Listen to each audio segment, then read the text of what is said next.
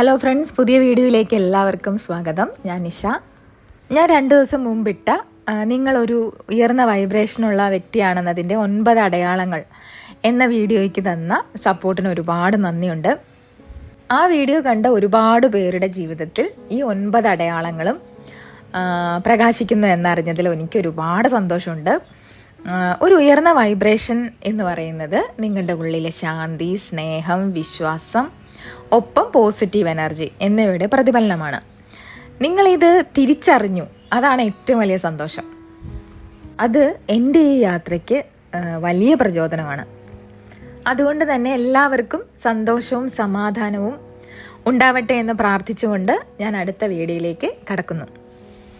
അതുകൂടാതെ എൻ്റെ എല്ലാ വീഡിയോസും കണ്ട് സപ്പോർട്ട് ചെയ്യുന്ന എല്ലാവർക്കും ഒരുപാട് നന്ദി.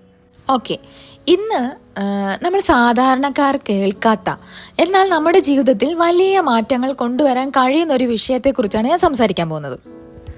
നമ്മളിൽ പലരും ചിലരെയൊക്കെ കാണുമ്പോൾ വിചാരിക്കാറില്ലേ, ഇതെന്തൊരു ജാടയാണ് ഇവർക്ക്, അല്ലെങ്കിൽ ഇവരെന്താ ഇങ്ങനെ അഹങ്കരിക്കുന്നതെന്ന്. ചിലപ്പോൾ അവരുടെ ആത്മവിശ്വാസം നമ്മളെ അത്രയധികം അത്ഭുതപ്പെടുത്തും. അത് അഹങ്കാരമായി പോലും നമുക്ക് തോന്നാം. ഞാൻ കുറച്ചുകൂടി വിശദമാക്കി പറയാം.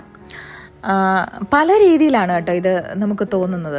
അതായത് ചില ആളുകൾക്കൊരു പ്രത്യേക വൈബ് ഉണ്ടെന്ന് നമുക്ക് തോന്നും. അവർ എവിടെ ചെന്നാലും എല്ലാവർക്കും എളുപ്പത്തിൽ ലഭിക്കുന്നത് പോലെ നമുക്ക് തോന്നും. അവർ ഒരിക്കലും സംശയിക്കാത്തതുപോലെ. നമ്മുടെ നാട്ടിൽ ഇത്ര ആളുകളെ നമ്മൾ ചിലപ്പോൾ അഹങ്കാരി എന്ന് മുദ്ര കുത്താറുണ്ട്, ശരിയല്ലേ? അതുമാത്രമല്ല, എന്തിനും യോഗ്യത ഉണ്ടെന്ന് കരുതുന്നവർ എന്നും നമ്മൾ വിചാരിക്കാറുണ്ട്. പക്ഷേ ഒരു നിമിഷം നിങ്ങളൊന്ന് ചിന്തിച്ചു നോക്കൂ. അവരുടെ ഈ അഹങ്കാരം ഒരുപക്ഷെ ഒരു ശക്തമായ ആത്മവിശ്വാസമല്ലേ? അവർ വെറുതെ ഒന്നും പറയുന്നില്ല, മറിച്ച് അവർ ഒരു പ്രത്യേക ഫ്രീക്വൻസിയിൽ ഒരു മനോഭാവത്തിൽ ജീവിക്കുകയാണ്. ഞാനൊരു ഉദാഹരണം പറയാം. അതായത് നമ്മുടെ നാട്ടിൽ ഒരു ചെറിയ കടയിൽ തുടങ്ങിയിട്ട് ഒരു വലിയ ബിസിനസ് സാമ്രാജ്യം വരെ കെട്ടിപ്പടുത്തവരില്ലേ? അവർ എന്തുകൊണ്ടാണ് വിജയിച്ചത്? കാരണം അവർ ഞാൻ വിജയിക്കുമെന്ന് വിശ്വസിച്ചു, അല്ലേ? അവരിത് നടക്കുമോ എന്ന് ചോദിച്ചില്ല, പകരം ഇത് എപ്പോൾ നടക്കും എന്നാണ് അവർ ചിന്തിച്ചത്. ഈ ചെറിയ മനോഭാവത്തിൻ്റെ മാറ്റം, ഈ ഭാഷയിലെ വ്യത്യാസം നിങ്ങളുടെ ജീവിതത്തെ തന്നെ മാറ്റിമറിക്കും. നമ്മൾ ഈ പറയുന്ന അഹങ്കാരം എന്താണെന്നറിയാവോ? സത്യത്തിൽ അതൊരു അഹങ്കാരമല്ല, മറിച്ച് അചഞ്ചലമായ ഒരു വിശ്വാസമാണ്. അതൊരു തരം ഉറപ്പാണ്. അവർ വെറുതെ പൊങ്ങച്ചം പറയുന്നതല്ല, മറിച്ച് അവരുടെ ആഗ്രഹങ്ങളെ പ്രപഞ്ചത്തിലേക്ക് ഒരു റേഡിയോ തരംഗം പോലെ പ്രക്ഷേപണം ചെയ്യുകയാണ്. കുട്ടിക്കാലം മുതൽ ചില കുടുംബങ്ങളിൽ ഒരു പ്രത്യേക രീതിയിലുള്ള ചിന്താഗതിയാണ് കുട്ടികളെ പഠിപ്പിക്കുന്നത്. നമ്മുടെ റിയാലിറ്റി അവരുടെ ചിന്തകൾക്കനുസരിച്ച് മാറുമെന്നാണ് അവരെ പഠിപ്പിക്കുന്നത്. ഇത് കേൾക്കുമ്പോൾ ഇതെന്താണ് ഇങ്ങനെ എന്ന് തോന്നുന്നില്ല നിങ്ങൾക്ക്? ഇത് നമ്മുടെ മനസ്സിനെ ശരിയായ ദിശയിലേക്ക് ക്രമീകരിക്കുന്ന ഒരു വിദ്യയാണ്. ഞാൻ വിചാരിക്കുന്നത് നടന്നില്ലെങ്കിൽ എന്ത് ചെയ്യുമെന്ന് ചോദിക്കാൻ അവരെ പഠിപ്പിക്കുന്നില്ല. പകരം ഞാൻ ആഗ്രഹിക്കുന്നത് എപ്പോൾ യാഥാർത്ഥ്യമാകും എന്ന് ചിന്തിക്കാനാണ് അവർക്ക് പരിശീലനം നൽകുന്നത്. കണ്ടില്ലേ, ഈ ഒരു ചോദ്യം മാറ്റി എഴുതുന്നതിലൂടെ എത്ര വലിയ വ്യത്യാസമാണ് നമുക്കുണ്ടായത്? ശ്രദ്ധിച്ച് കേൾക്കണം കേട്ടോ. അതായത് നമ്മൾ എന്താണോ ആഗ്രഹിക്കുന്നത്, ഇതിനകം നമുക്ക് ലഭിച്ചു കഴിഞ്ഞു എന്ന് 100% ഉറപ്പോടെ ചിന്തിക്കുകയും അതിനെക്കുറിച്ച് സംസാരിക്കുകയും അത് സംഭവിച്ചതുപോലെ പ്രവർത്തിക്കുകയും ചെയ്യുന്നതിനെയാണ് ആഗ്രഹം പൂർത്തീകരിച്ചതായി സങ്കല്പിക്കുക എന്ന് പറയുന്നത്. പക്ഷേ നമുക്കിങ്ങനെ ചിന്തിക്കാൻ വളരെ ബുദ്ധിമുട്ടാണല്ലേ? ഈ ഒരു സങ്കല്പം, ഞാൻ ഈ പറഞ്ഞ ഒരു കാര്യം, അതായത് ആഗ്രഹം പൂർത്തീകരിച്ചതായി സങ്കല്പിക്കുക എന്ന് പറയുന്നത്, ഇത് നമ്മുടെ ശ്വാസമെടുക്കുന്നത് പോലെ സ്വാഭാവികമായി മാറുമ്പോൾ, മനസ്സിലായില്ലേ നിങ്ങൾക്ക്? അതായത് അത് നമ്മുടെ മനസ്സിൽ സ്വാഭാവികമായി മാറുമ്പോഴാണ് നമ്മളുള്ളിൽ എന്താണോ ആഗ്രഹിക്കുന്നത് അത് പുറത്ത് ലോകത്ത് യാഥാർത്ഥ്യമാകാൻ സഹായിക്കുന്ന ഒരു തരം ഫ്രീക്വൻസി ഉണ്ടാകുന്നത്. ഇത് കേൾക്കുമ്പോൾ പലർക്കും ഭ്രാന്തായിട്ടൊക്കെ തോന്നാം. കാരണം എൻ്റെ വീഡിയോയുടെ താഴെ തന്നെ അതിനൊരു 1-2 കമൻറ്റ് ഭ്രാന്താണോ എന്ന് ചോദിച്ചുകൊണ്ടൊരു കമൻറ്റൊക്കെ വന്നിട്ടുണ്ട്. അപ്പോൾ അതുകൊണ്ടാണ് കേട്ടോ ഞാൻ പറഞ്ഞത്. ഞാനിത് ഒരുപാട് പ്രാവശ്യം പല വീഡിയോയിലായിട്ട് പറയുന്നുണ്ട്. എന്നാലും നിങ്ങൾക്കൊന്നും കൂടി മനസ്സിലാക്കാൻ വേണ്ടിയിട്ടാണ് ഞാൻ ഇതിനകത്ത് പിന്നെയും പറയുന്നത്. ചിലപ്പോൾ ഇതൊരു ഭ്രാന്തൻ ചിന്തയാണെന്ന് പോലും തോന്നാം. പക്ഷേ ലോകത്തെ ഏറ്റവും സമ്പന്നരായ വിജയിച്ച 1% ആളുകളെ സംബന്ധിച്ചിടത്തോളം ഇത് തികച്ചും സാധാരണമായ ഒരു കാര്യമാണ്. അതുകൊണ്ടാണ് അവർക്ക് ഇതിപ്പോഴും നടക്കുന്നത്. പ്രപഞ്ചത്തിന് നമ്മുടെ ആവശ്യങ്ങളോടല്ല പ്രതികരിക്കുന്നത്, മറിച്ച് നമ്മുടെ വിശ്വാസങ്ങളോടാണ്, നമ്മുടെ ഫ്രീക്വൻസിയോടാണ് അത് പ്രതികരിക്കുന്നത്. നമ്മൾ എന്തിൽ വിശ്വസിക്കുന്നുവോ അത് നമ്മുടെ ജീവിതത്തിലേക്ക് ആകർഷിക്കപ്പെടും. ഈ 1% ആളുകൾ പലപ്പോഴും നമ്മളിൽ നിന്ന് വ്യത്യസ്തരായി തോന്നാൻ കാരണം ഇതാണ്. അവർക്ക് സംശയങ്ങളില്ല, കാരണം പരാജയങ്ങളെക്കുറിച്ച് ചിന്തിക്കാൻ അവരെ പഠിപ്പിച്ചിട്ടില്ല. ഏറ്റവും മോശമായ സാഹചര്യത്തെക്കുറിച്ച് അവർ തല പുണ്ണാക്കത്തേ ഇല്ല. അവർക്ക് ഏറ്റവും നല്ലത് മാത്രമേ ലഭിക്കൂ എന്ന് അവർ പ്രതീക്ഷിക്കുന്നു. മിക്കവാറും അത് അങ്ങനെ തന്നെ സംഭവിക്കുകയും ചെയ്യും. ഇത് യാദൃശ്ചികമായി സംഭവിക്കുന്നതൊന്നും അല്ല കേട്ടോ. ഇത് തലമുറകളായിട്ട് അവർക്ക് ലഭിക്കുന്ന ഒരു പ്രോഗ്രാമിംഗ് ആണ്. അതായത് നമ്മുടെ കുടുംബത്തിലോ സ്കൂളിലോ ഒന്നും നമ്മൾ ഇതിനെക്കുറിച്ച് ഒന്നും പഠിക്കുന്നില്ല. അതായത് നിങ്ങളുടെ വിശ്വാസങ്ങൾ എങ്ങനെ യാഥാർത്ഥ്യത്തെ രൂപപ്പെടുത്തുന്നു എന്നതിനെക്കുറിച്ച് ഒരു പാഠവും ആരും പഠിപ്പിക്കുന്നില്ല, അല്ലേ? കാരണം ഈ വിശ്വാസം എന്നത് ആത്യന്തികമായൊരു കറൻസിയാണ്. കറൻസി എന്ന് പറഞ്ഞാൽ ഞാൻ പറഞ്ഞിട്ടില്ലേ, ഒഴുക്ക്, പണം പോലെ തന്നെ.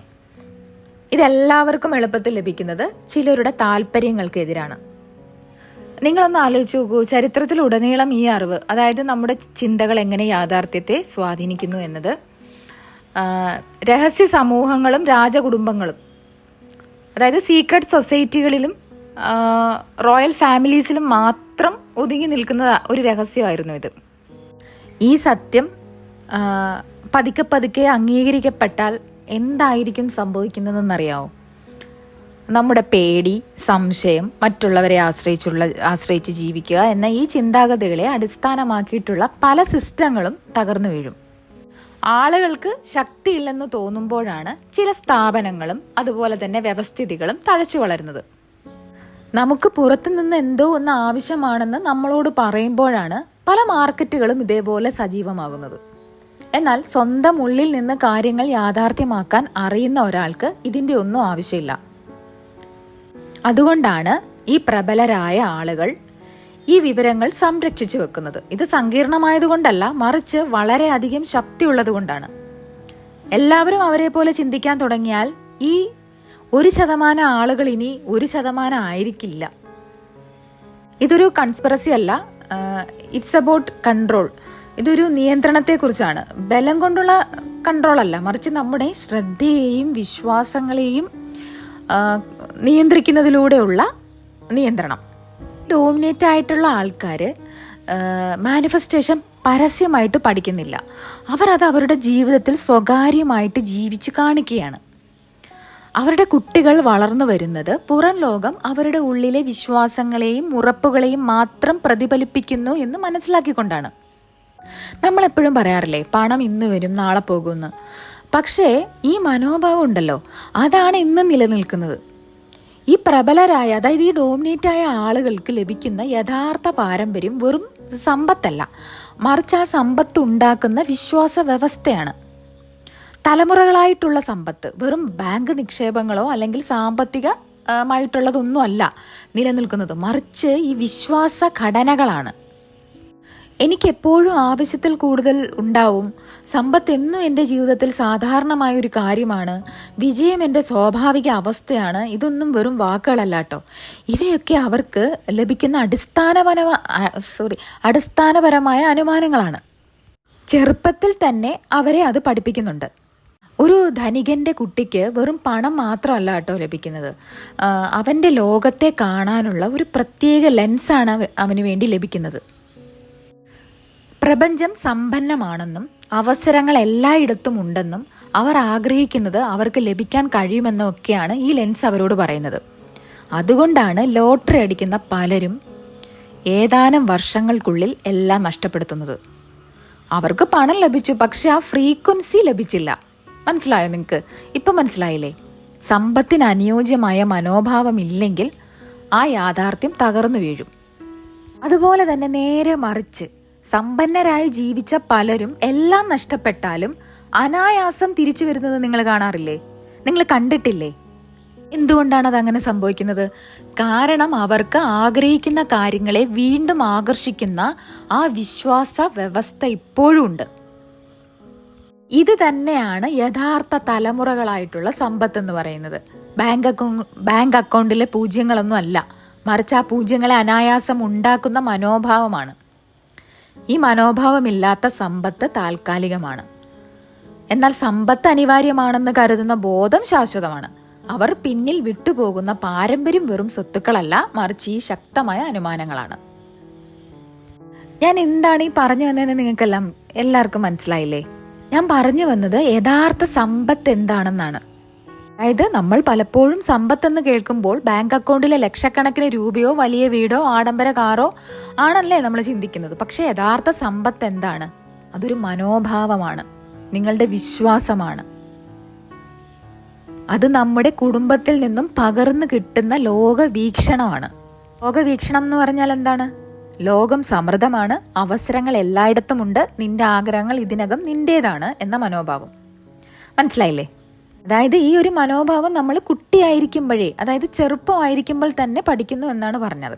അതുകൊണ്ടാണ് ലോട്ടറി അടിച്ചവരുടെ കാശൊന്നും നിലനിൽക്കാത്തതിന്റെ കാരണം. ഓക്കെ, അതാണ് ഞാൻ ഇത്രയും നേരമായിട്ട് പറഞ്ഞു വന്നത് കേട്ടോ. അപ്പോൾ യഥാർത്ഥ സമ്പത്ത് എന്താണെന്ന് എല്ലാവർക്കും മനസ്സിലായെന്ന് വിചാരിക്കുന്നു.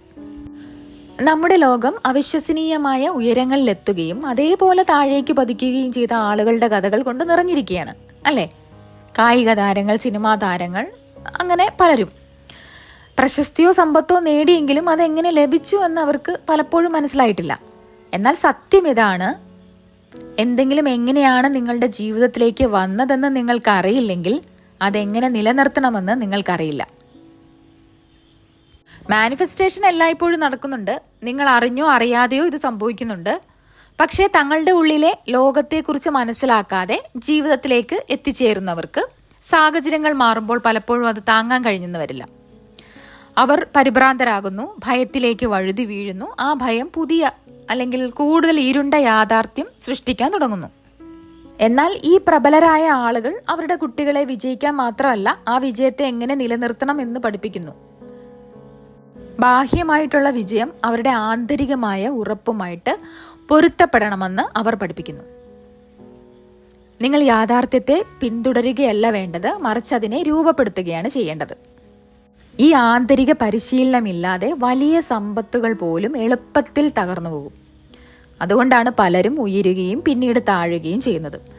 അത് ഭാഗ്യം കൊണ്ടോ കഠിനാധ്വാനം കൊണ്ടോ കഴിവ് കൊണ്ടോ ആണ് തങ്ങൾക്ക് വിജയം ലഭിച്ചതെന്ന് അവർ കരുതി. പക്ഷേ അവർ അറിയാതെ ഒരു ശക്തമായ ഒരു ആന്തരിക അവസ്ഥയുമായിട്ട് യോജിച്ച് പ്രവർത്തിക്കുകയായിരുന്നു. ആ അവസ്ഥ ഇല്ലാതായപ്പോൾ ഫലങ്ങളും ഇല്ലാതായി.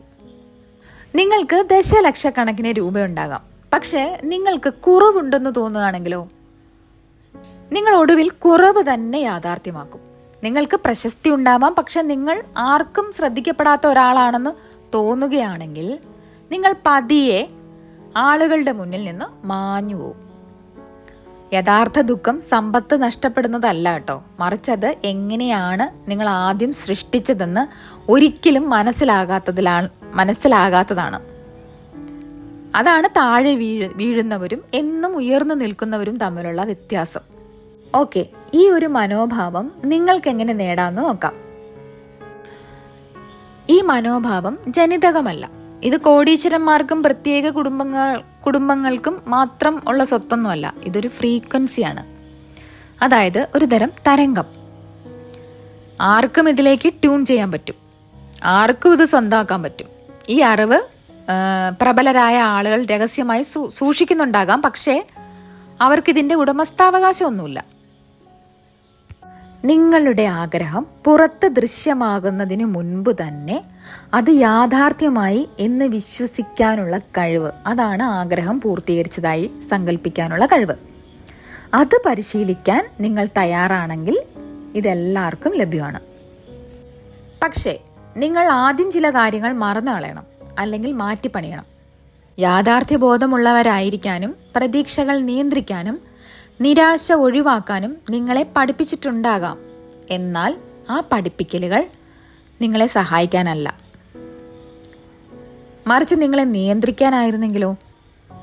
ഓരോ സംശയവും ഓരോ ഭയവും നിങ്ങൾ നിലത്ത് ഉറച്ചു നിൽക്കണം എന്ന ഓരോ ഓർമ്മപ്പെടുത്തലും നിങ്ങളുടെ യാഥാർത്ഥ്യ ശക്തിയിലേക്ക് കടക്കുന്നതിൽ നിന്ന് നിങ്ങളെ തടയുന്ന ഒരു ചങ്ങലയായിരുന്നെങ്കിലോ? ഈ മാനിഫെസ്റ്റേഷൻ എന്നൊക്കെ പറയുന്നത് ഒരു പുതിയ ട്രെൻഡൊന്നുമല്ല. ഇത് നമ്മുടെ ബോധത്തിൻ്റെ ഒരു സ്ഥിരം ക്രമീകരണമാണ്. ഇത് നിങ്ങൾ ഇതിനകം ചെയ്തുകൊണ്ടിരിക്കുകയാണ്, ഇപ്പോഴും ചെയ്തുകൊണ്ടിരിക്കുക. അപ്പോൾ ചോദ്യം എന്താണ്? നിങ്ങൾ ഇത് ബോധപൂർവമാണോ അതോ അബോധപൂർവമാണോ ചെയ്യുന്നതെന്നാണ്. അതായത് നിങ്ങൾ കോൺഷ്യസ് ആയിട്ടാണോ അൺകോൺഷ്യസ് ആയിട്ടാണോ ചെയ്യുന്നത് എന്നാണ്. ഈ തെറ്റിദ്ധാരണകൾ തകർക്കാൻ, ലോകത്തെ മാറ്റിയെടുക്കാൻ കഴിയുന്ന ഒന്നായി കാണാൻ നിങ്ങൾ നിങ്ങളുടെ മനസ്സിനെ പരിശീലിപ്പിക്കണം.